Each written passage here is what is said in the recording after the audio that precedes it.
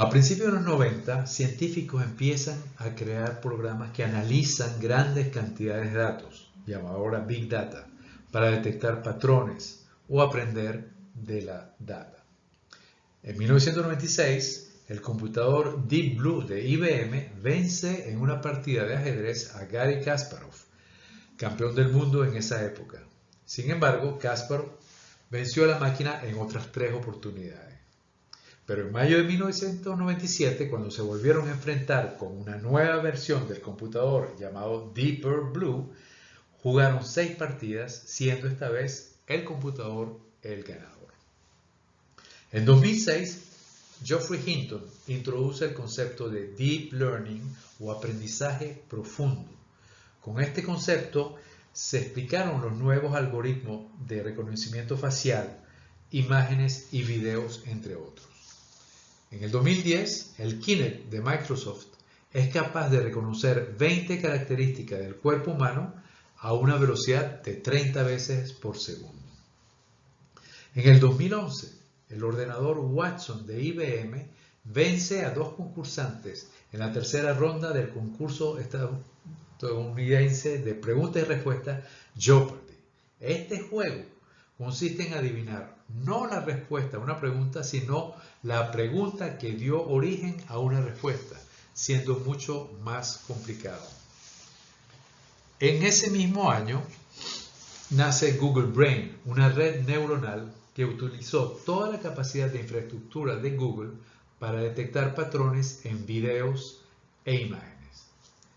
El año siguiente, Google X, ahora llamado X, desarrolla un algoritmo de aprendizaje automático que puede navegar de forma autónoma por los videos de YouTube para identificar los videos que contienen gatos. No sabemos qué tan útil es este programa, pero desde el punto de vista técnico representó un reto. En el 2014, un programa de ordenador logró convencer a más del 30% de los jueces que era genuinamente humano. Se trató de un chatbot, es decir, un robot programado para charlas online que obedecía al nombre de Eugene Goodsman. El programa fue capaz de convencer al 33% de los jueces que estaban chateando con un niño ucraniano de 13 años. En el 2014, Facebook desarrolla DeepFace, un algoritmo de software que puede reconocer a las personas en las fotos. En el 2015, Amazon lanza su propia plataforma de aprendizaje automático o Machine Learning. Ese mismo año, Microsoft crea el kit de herramientas para el aprendizaje de máquinas distribuidas, que permite la distribución eficiente de problemas de aprendizaje automático en múltiples computadoras. Ese mismo año, Google entrena a un agente conversacional de inteligencia artificial que no solo puede interactuar convincentemente con humanos como un servicio de soporte técnico, sino también discutir la moralidad, expresar opiniones y responder preguntas generales basadas en hechos. Ese mismo 2015, OpenAI es creada. Es una compañía de investigación de inteligencia artificial sin fines de lucro que tiene como objetivo promover y desarrollar inteligencia artificial amigable en beneficio de la humanidad. Entre sus fundadores está Elon Musk, el fundador de Tesla. El mismo 2015, debido a los grandes avances obtenidos en el área de Machine Learning e inteligencia artificial, más de 3.000 investigadores de estas áreas, respaldados por Stephen Hawking, Elon Musk y Steve Wozniak, firman una carta abierta advirtiendo del peligro de las armas autónomas que seleccionan y atacan objetivos sin intervención humana. En el 2016, el algoritmo de inteligencia artificial de Google vence a un jugador profesional en el juego de mesa chino Go, que es considerado el juego de mesa más complejo del mundo y es muchas veces más difícil que el ajedrez. El algoritmo desarrollado por Google DeepMind logró ganar 5 juegos de 5 en la competencia de Go. En el 2017, OpenAI entrena chatbots que inventan su propio lenguaje para cooperar y lograr su objetivo de manera efectiva. Poco después, Facebook también entrenó exitosamente a chatbots para negociar. Ese mismo año, un algoritmo desarrollado por OpenAI derrota a los mejores jugadores en partidos 1 contra 1 del juego en línea Dota 2. Como observamos en la línea de tiempo, podemos ver que los avances en Machine Learning han crecido de manera exponencial en los últimos años. Esto se debe en gran medida en que la cantidad de datos se ha incrementado y a su vez la tecnología ha mejorado, haciendo posible crear nuevos algoritmos más eficientes y con mejores resultados. Un término muy en boga también es Business Intelligence o inteligencia de negocios. Esta es la información, o más bien el análisis de la información que utilizan las empresas para apoyar sus procesos de toma de decisiones. Como vemos en el gráfico, la minería de datos está enmarcada dentro de este campo.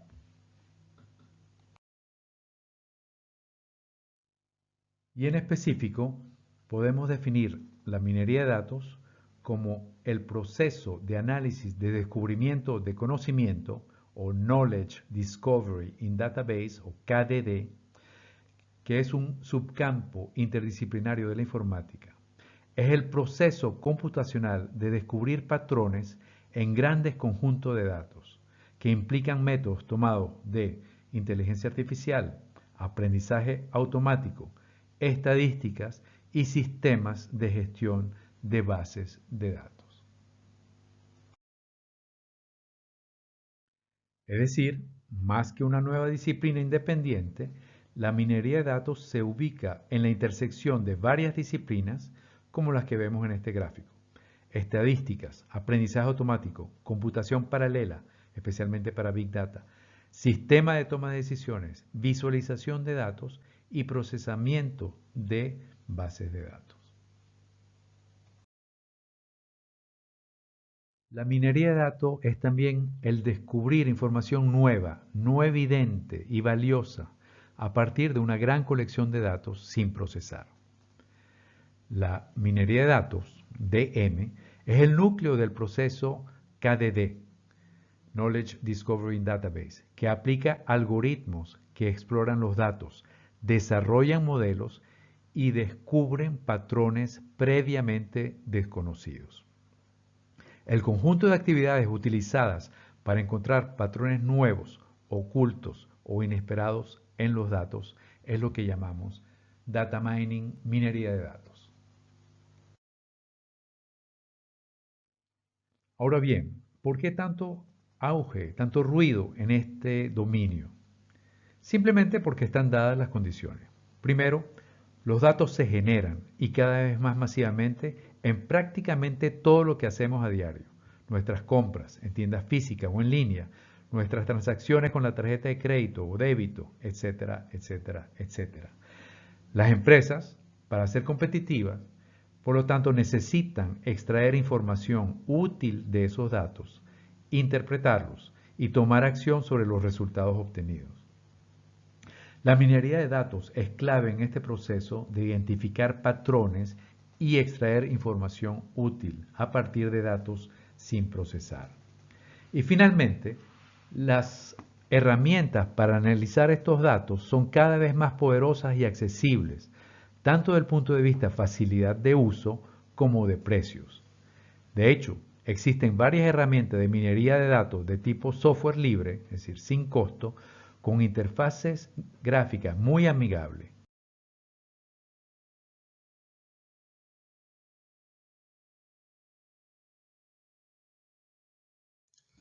Aunque la minería de datos se ha estado utilizando en áreas como salud, manufactura, educación, criminología, en el mundo empresarial se está utilizando de manera muy activa en tópicos como detección y prevención de fraude, análisis de riesgo financiero, segmentación de los clientes, optimización de campañas de mercadeo directo, motores de recomendación basado en el Market Basket Analysis o cesta de mercado, entre muchas otras aplicaciones.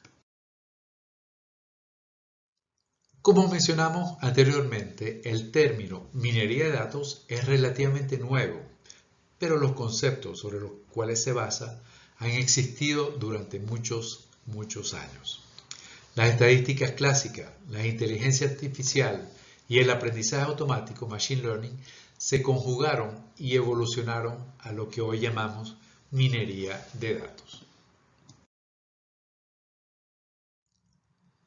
Aunque la minería de datos empezó a llamarse como tal a finales de los 90, principios de los 2000, sus fundaciones se ubican en los años 60, con la recopilación de datos en cintas y discos de ordenadores.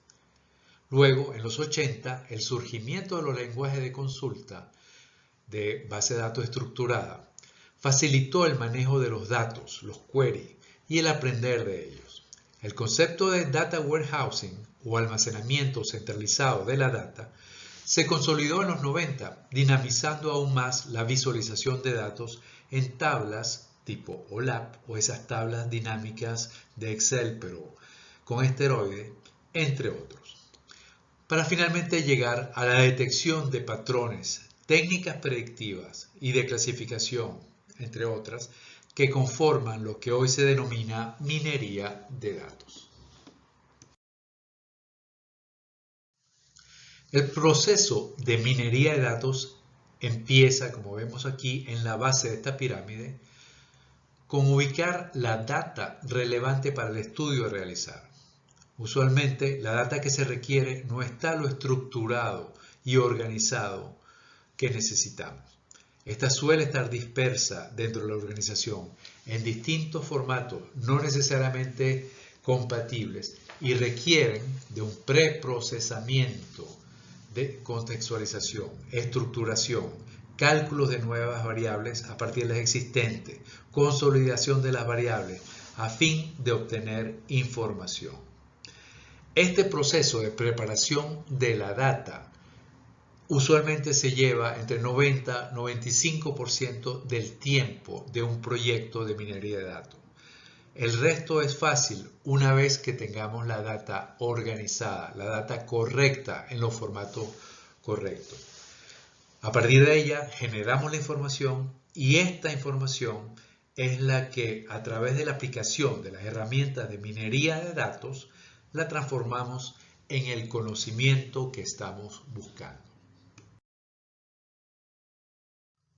Una de las metodologías más conocidas y aplicadas en esta área es la denominada CRISP-DM, Cross Industry Process for Data Mining, y que veremos en este gráfico. Se empieza seleccionando los datos relevantes para el estudio a realizar de las bases de datos crudos, es decir, sin procesar. Se depuran estos datos completando los datos faltantes, eliminando los errores, etcétera, etcétera, para luego preprocesarlos y transformarlos para que puedan ser analizados por los algoritmos de minería de datos y que estos puedan extraer los patrones, crear modelos que nos llevarán finalmente hasta el conocimiento perseguido. El primer paso para realizar un estudio de minería de datos es obviamente entender el problema que queremos resolver. Y para ello necesitamos entender el negocio en el que estamos. Esto nos permitirá definir la data que necesitamos y entenderla para así poder prepararla, organizarla según se requiere para crear los distintos modelos. Justamente, normalmente se crean varios modelos con distintos algoritmos que van a competir entre sí, a ver cuál de ellos logra predecir mejor o describir mejor el mercado o el problema o la realidad del negocio en el que estamos trabajando.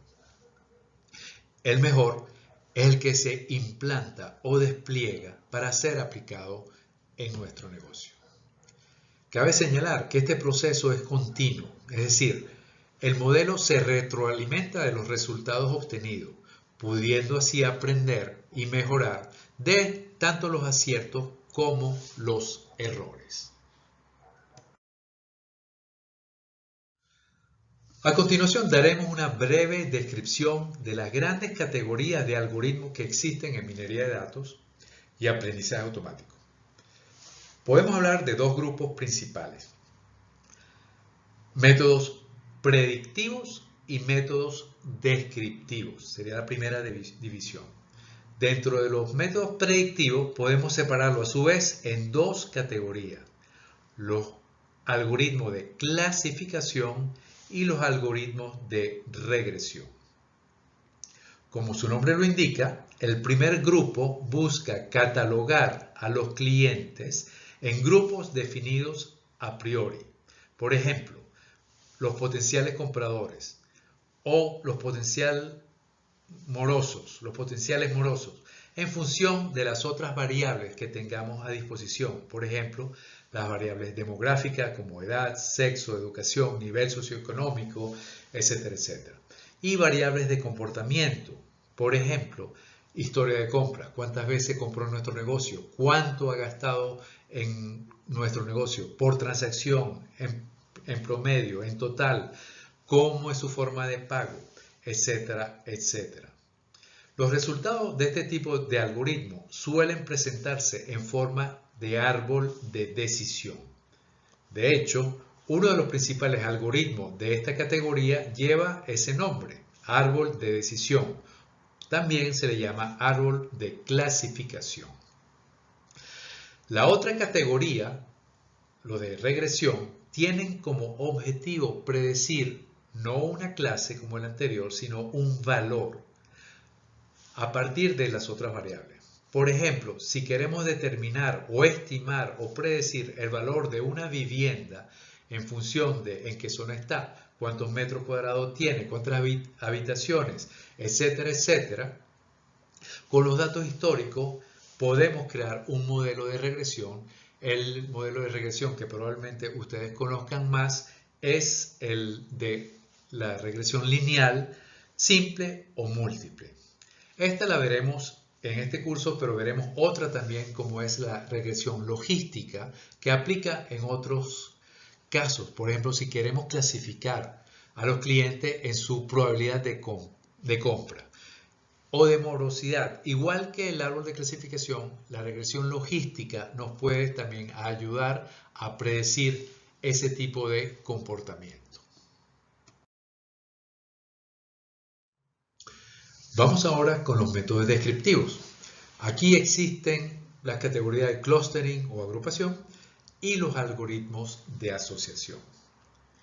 Los algoritmos de clustering se utilizan en el área de mercadeo, sobre todo, para segmentar a los clientes. Típicamente, estos se agrupan en función de qué tan parecidos son en cuanto a ciertas variables que nosotros escogemos. La idea es hacer grupos que se parezcan mucho entre ellos en cuanto a su respuesta a esas variables y difieran entre los grupos en cuanto a esas mismas variables. Hacer grupos que sean bien distintos es la idea para poder generar unas estrategias de mercadeo efectivas. Por ejemplo, en el caso de ordenadores, si queremos fabricar y comercializar unos ordenadores, tenemos ordenadores de mucha variedad, algunos sencillos, otros más complicados, más sofisticados, y queremos entender ese mercado. Algo que se puede hacer es un estudio de mercado preguntándole a los encuestados justamente cuáles son los beneficios que buscan ellos en un ordenador. Cuando van a comprar un ordenador, ¿qué beneficios buscan? ¿Es precio? ¿Es facilidad? ¿Es la marca? ¿Es el performance? ¿Es el diseño? Etcétera, etcétera. Entonces, hacemos un cuestionario, lo aplicamos a una base de clientes que nos permite hacer un estudio significativo desde el punto de vista estadístico, y ahí vamos a agrupar a los clientes por su similitud en la respuesta, en este caso, en este ejemplo, a los beneficios perseguidos en esta categoría de ordenadores. Ahí al final tendremos los grupos de los que buscan computadores, por ejemplo, de alta performance, los que buscan algo más bien sencillo y económico, y por ejemplo los que buscan algo que sea de diseño, algo que sea bonito, que sea liviano y que funcione correctamente. Una vez que tenemos esos grupos, la idea es también describirlo. Ok, esos son los grupos, pero ¿cómo les llego? ¿Quiénes son? Para ello nos van a ayudar las variables descriptoras, que son típicamente las demográficas, qué edad tienen, qué sexo, cuál es su nivel de educación, qué medios utilizan para informarse, dónde compran. Con toda esa descripción vamos a llegar hasta un nombre. La idea es nombrar esos segmentos y visualizar quiénes son los compradores típicos de cada segmento. Para esto veremos la técnica de K-means, que nos va a permitir agrupar a los consumidores, a los clientes en nuestro ejemplo, en función de sus respuestas a las variables que escojamos. ¿Okay? Muy útil, muy frecuente en mercadeo y también se utiliza en otras áreas. El otro tipo de algoritmo, el de asociación, por su lado tiene que ver con analizar el conjunto de artículos que son adquiridos simultáneamente por los clientes en una transacción, digamos, financiera con nuestra empresa. Por ejemplo, cuando van al supermercado o cuando nos compran en nuestra tienda online, ¿cuáles son los productos que típicamente van juntos en esa misma cesta de mercado? Por esto es que este algoritmo se llama también el Shopping Basket o Market Basket Analysis, el análisis de la cesta de mercado. La idea es poder utilizar esto en los motores de recomendación. Digamos, se usa mucho en los algoritmos de recomendación. Por ejemplo, Amazon, cuando usted compró este libro, también le sugiere tal y tal otro libro, porque alguien más, mucha gente, seguramente, al haber comprado ese mismo libro, también compró lo que le están recomendando. Entonces, este algoritmo de asociación es de los más utilizados, no solo por las tiendas de ventas al detalle, sino por estas tiendas online como Amazon, Netflix, etcétera, etcétera.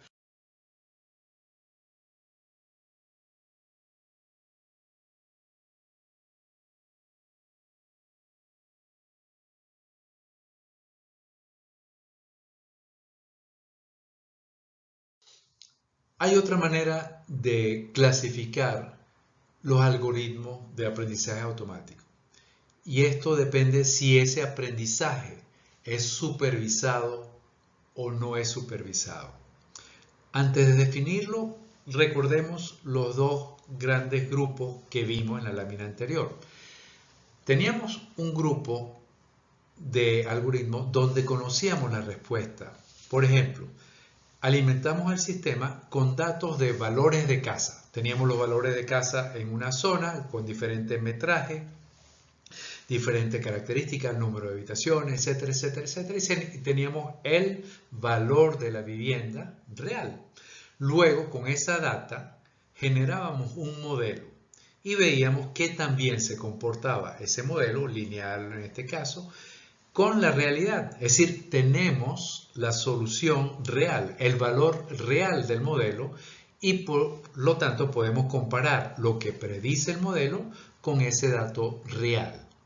Esa categoría de algoritmos o de aprendizaje es lo que llamamos aprendizaje supervisado, porque conocemos la respuesta correcta, entre comillas, al menos para los datos con los que se construyó el modelo.